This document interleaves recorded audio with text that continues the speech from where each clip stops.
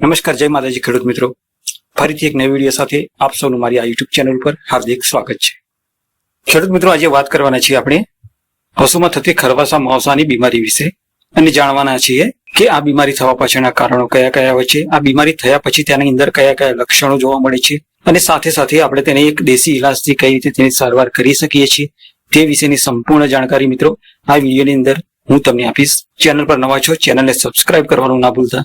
તેની પાસેના બેલ આઇકનને પણ દબાવીને ઓલ પર સેટ કરી દેજો કે જેથી જ્યારે હું કોઈ નવી વિડીયોને અપલોડ કરું તો તેની નોટિફિકેશન આપને મળી જાય. તો ચાલો મિત્રો વિડીયોની શરૂઆત કરીએ છીએ. ખેડૂત મિત્રો, ખરવાસા માવસાની બીમારીને હિન્દી ભાષાની અંદર ખુરપકા મુહપકાની બીમારી તરીકે ઓળખવામાં આવે છે.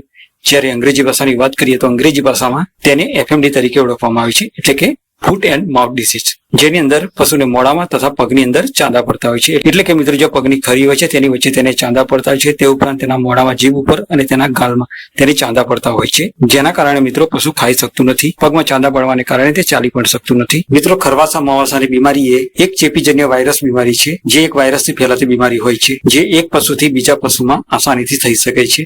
સાથે સાથે મિત્રો તમને એક વાત પણ જણાવી દઉં કે એક ખરીવાળા પશુની અંદર આ બીમારી બિલકુલ જોવા મળતી નથી, જેની અંદર ઘોડા, ગધેડાનો સમાવેશ થતો હોય છે.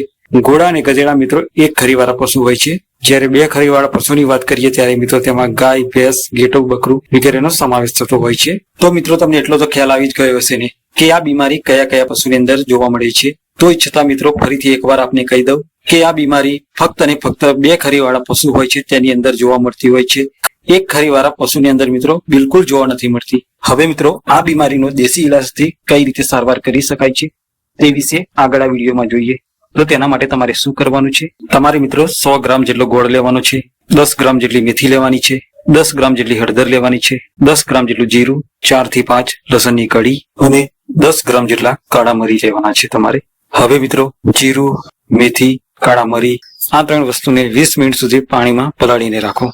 હવે મિત્રો હળદર, ગોળ અને 4 લસણની કળીને તેની અંદર નાખીને તેને એકદમ ઝીણું વાટી નાખો. હવે મિત્રો નાળિયેરને ઝીણું છીણીને તેની અંદર નાખી દો. હવે આ બધી વસ્તુને એક પેસ્ટ તૈયાર કરી લો અને પછી પશુને મોઢાની અંદર તેને લગાવવાનું છે. આ પેસ્ટ દિવસમાં 2 થી 3 વાર તમે તમારા પશુને લગાવી શકો છો. આવી રીતે 4 થી 5 દિવસ સુધી ખેડૂત મિત્રો તમારે તમારા પશુને તેને તેના મોઢાની અંદર લગાવવાનું છે. ધ્યાન રહે ખેડૂત મિત્રો, બીજા દિવસે જ્યારે પણ આ પેસ્ટનો ઉપયોગ તમે કરો છો તો નવેસરથી નવો પેસ્ટ બનાવવાનો છે અને તેને પશુના મોઢાની અંદર તેને લગાવવાનો છે. મિત્રો એક સારું એવું રિઝલ્ટ તમને જોવા મળશે. ઘરે બેઠા તમે ખરવા માવસાની બીમારીમાં પશુની એવી સારવાર કરી શકો છો. સાથે સાથે તમારે તમારા પશુ ડોક્ટર પાસે પણ તેની સારવાર કરાવવાની છે. આશા રાખું છું મિત્રો વિડીયો આપને ગમ્યો હશે. ગમ્યો હોય તો એક લાઈક જરૂરથી કરજો. ચેનલને સબસ્ક્રાઇબ કરવાનું ના ભૂલતા. મળીએ છીએ કોઈ નવી વિડીયો સાથે. ત્યાં સુધી જય હિન્દ, વંદે માતરમ.